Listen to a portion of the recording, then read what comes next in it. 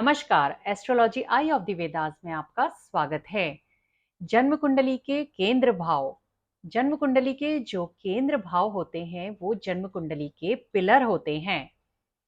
किसी भी जन्म कुंडली में अगर केंद्र भावों में ग्रह ज्यादा संख्या में स्थित होते हैं और अच्छी अवस्था में होते हैं, बली होकर के स्थित होते हैं, तो वो जन्म पत्री बहुत ज्यादा स्ट्रांग मानी जाती है। केंद्रों का जो महत्व है वो इसी बात से पता लगता है कि केंद्र में अगर शुभ ग्रह स्थित हैं तो उस कुंडली में अगर कोई अरिष्ट भी है तो वो अरिष्ट वहां पे कट जाता है। ये ज्योतिष का एक बहुत फेमस प्रिंसिपल है। जिस किसी भी जन्म पत्री में केंद्र भावों में और त्रिकोण भावों में अगर शुभ ग्रह स्थित हो जाते हैं या ज्यादा ग्रह स्थित हो जाते हैं तो वो जन्म कुंडली बली हो जाती है। इसके अलावा जो हमारे पंच महापुरुष योग हैं, रोचक योग, भद्र योग, हंस योग, मालव्य योग और शश योग, वो भी केंद्र भावों के द्वारा ही बनते हैं। जब इन स्थानों में ग्रह अपनी उच्च राशि या स्वराशि में स्थित होता है तो पंच महापुरुष योग का निर्माण हो जाता है।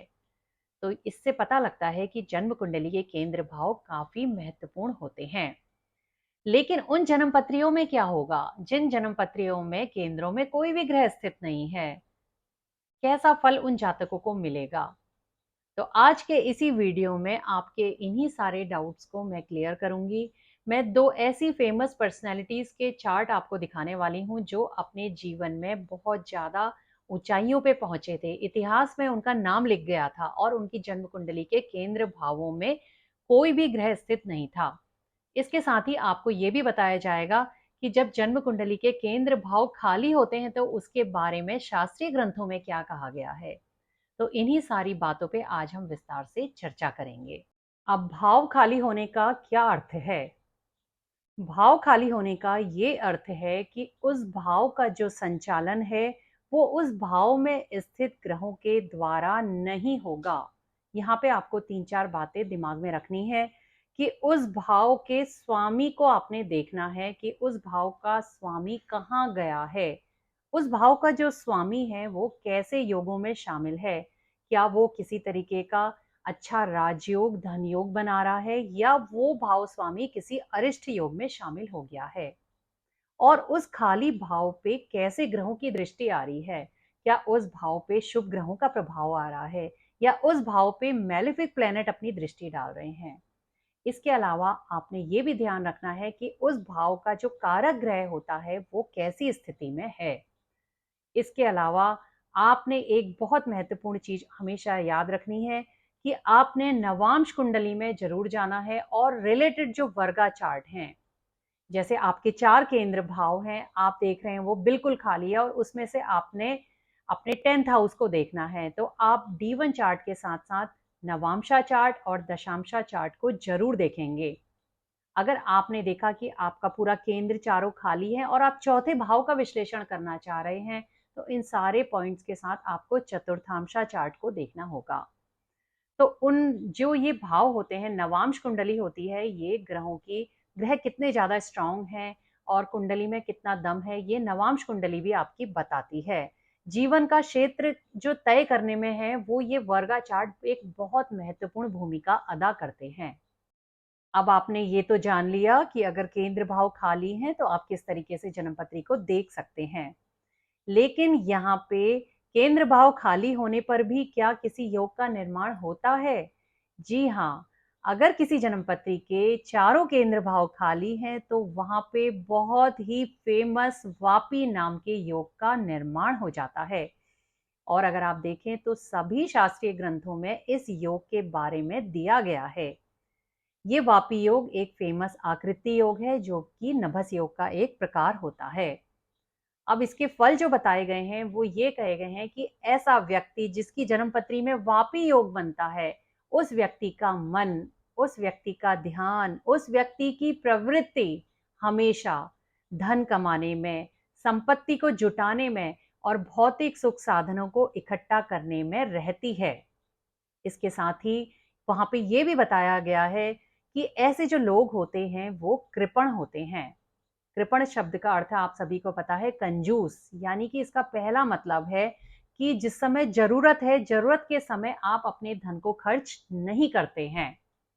और इसका जो दूसरा अर्थ है वो भगवत गीता में भी आया है कृपण शब्द, और वहां पे कहा गया है कि ऐसा व्यक्ति जो अपने आत्मज्ञान का सही से उपयोग नहीं करता है वो कृपण होता है। ऐसे व्यक्ति अपने जीवन में आए अच्छे अवसरों को अपव्यय कर लेते हैं। तो ये फल दिए गए हैं। इसके अलावा वहां पे ये भी कहा गया है कि वापी योग जिनकी जन्म पत्री में बनता है, ऐसे लोग स्वभाव से काफी अच्छे होते हैं। ये सौम्य होंगे, आप देखना कि इनका नेचर जो होता है बहुत विनम्र होता है, बोलने में काफी अच्छे होते हैं, लुभावने होते हैं, लेकिन इनकी जो टेंडेंसी होती है वो इसी तरह की होती है, हमेशा धन संपत्ति को जुटाने में, और सही से धन का खर्चा नहीं करते हैं, पैसे को अपने पास दबा के रखते हैं।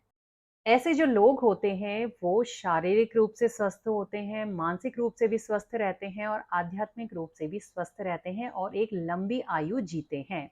यानी कि ये योग जो है व्यक्ति की आयु के लिए भी एक अच्छा योग है। और पाराशर ऋषि का क्या कहना है ये भी हम जान लेते हैं। पाराशर ऋषि के जो रिजल्ट हैं वो भी बिल्कुल मिलते जुलते हैं। उनका ये कहना है कि ऐसा व्यक्ति जो होता है वो धन संग्रह करने में बहुत चतुर होता है। ऐसा जो व्यक्ति होता है वो जीवन में सुखी रहता है और एक लंबी आयु जीता है। तो यहाँ पे आपने देखा कि केंद्र खाली होने पर भी एक अच्छे योग का निर्माण हो जा रहा है, और सभी शास्त्रीय ग्रंथों में इसके रिजल्ट भी अच्छे ही बताए गए हैं। ज्यादातर रिजल्ट इसके अच्छे बताए गए हैं। हालांकि कुछ नेगेटिव रिजल्ट भी होते हैं, क्योंकि कोई भी चीज जो होती है वहां पॉजिटिव चीज भी होती है और नेगेटिव चीज भी जरूर होती है। ये अलग बात है कि पॉजिटिव चीज ज्यादा है और नेगेटिव चीज कम है। अब यहाँ पे मैं दो फेमस पर्सनैलिटीज के चार्ट्स आपको दिखाने वाली हूँ जिनकी जन्म पत्री में केंद्र भाव बिल्कुल खाली हैं, लेकिन वो जीवन में बहुत ज्यादा हाइट पे गए। तो चलिए उनके चार्ट्स को देखते हैं। तो यहाँ पे आप देखिए, जो पहली जन्म पत्री है वो उमा शंकर दीक्षित जी की है। और उमा शंकर दीक्षित जी एक भारतीय राजनीतिज्ञ रहे थे। ये कैबिनेट मंत्री रहे थे और वेस्ट बंगाल के राज्यपाल रहे थे, कर्नाटक के राज्यपाल रहे थे। यानी कि अपने जीवन में बहुत ही ऊंचाइयों पर पहुंचे थे और इतिहास में इनका नाम दर्ज है। अगर आप विकिपीडिया में देखेंगे तो इनके बारे में संपूर्ण जानकारी आपको प्राप्त हो जाएगी। और आप देखिए इनके जो मकर लग्न की जन्म पत्री है, और चारों केंद्र भाव, पहला भाव, चौथा भाव, सातवां भाव, 10वां भाव सब खाली हैं। लेकिन अब ये कैबिनेट मंत्री रहे थे, राज्यपाल रहे थे, तो आप समझिए कि इनकी जो पोजीशन थी वो एक राजा वाली पोजीशन थी। तो ये जो वापी योग यहाँ पे बन रहा है, इस वापी योग ने इनको जीवन में वो पोजीशन दी। दूसरा चार्ट अगर आप देखें तो ये है मोरारजी देसाई का। मोरारजी देसाई को भी आप जानते हैं, ये भारत के छठे प्रधानमंत्री थे। इनकी जन्म पत्री देखिए आप, मिथुन लग्न की जन्म पत्री है। पहले भाव, चौथे भाव, सातवें, 10वें, इन चारों में कोई भी ग्रह नहीं है। इसके बावजूद ये जीवन में बहुत ही ऊंचाइयों पे पहुंचे। अभी देखिए इतिहास में इनका नाम दर्ज हो गया भारत के छठे प्रधानमंत्री के रूप में। और आपको पता ही होगा कि मोरारजी देसाई 99 ईयर्स तक जिंदा रहे। इनकी आयु 90 वर्ष के लगभग थी और इनकी 99 वर्ष के लगभग थी। तो आपने देखा था अभी मैंने आपको जो रिजल्ट बताए थे वापी योग के, कि वहां पे पराशर ऋषि ने भी बोला है कि ऐसा जो व्यक्ति होता है वो एक लंबी आयु जीता है, शारीरिक रूप से, मानसिक रूप से, आध्यात्मिक रूप से स्वस्थ रहता है। वो सारी चीजें इन चार्ट्स में आती हैं। तो यहाँ पे आपने देखा कि इनको राजयोग भी मिला, एक अच्छी आयु भी मिली। हालांकि जो डिफिकल्टीज होती हैं लाइफ में वो तो सभी के लगी रहती हैं, वो तो आई, लेकिन अब देखिए इनकी अपनी एक अलग पहचान है जीवन में। मैंने यहाँ पे ये दोनों चार्ट्स इसलिए लगाए क्योंकि इनके बारे में आप विकिपीडिया से और ज़्यादा पढ़ सकते हैं। और इनको आप देखिएगा, आम लोगों की जन्म पत्री में आपके आसपास आपको काफ़ी लोग ऐसे मिल जाएंगे। तो आज के वीडियो में आपने देखा कि जन्म कुंडली के केंद्र भाव खाली होने पर भी अच्छे रिजल्ट्स प्राप्त किए जा सकते हैं, क्योंकि यहाँ पे एक बहुत ही अच्छे वापी योग का निर्माण होता है और उसके फल काफ़ी अच्छे बताए गए हैं। तो जरूरत है तो सिर्फ इस बात की कि जन्म कुंडली का अच्छे से विश्लेषण किया जाए, ये चेक किया जाए कि उसका भाव का स्वामी, खाली भाव का स्वामी कैसी स्थिति में है, कारक कैसी स्थिति में है, और आगे वर्गा चार्ट्स क्या दिखा रहे हैं, कैसे योगों में वो भाव स्वामी शामिल है। तो अपने विचारों को कमेंट बॉक्स में साझा करिएगा। धन्यवाद।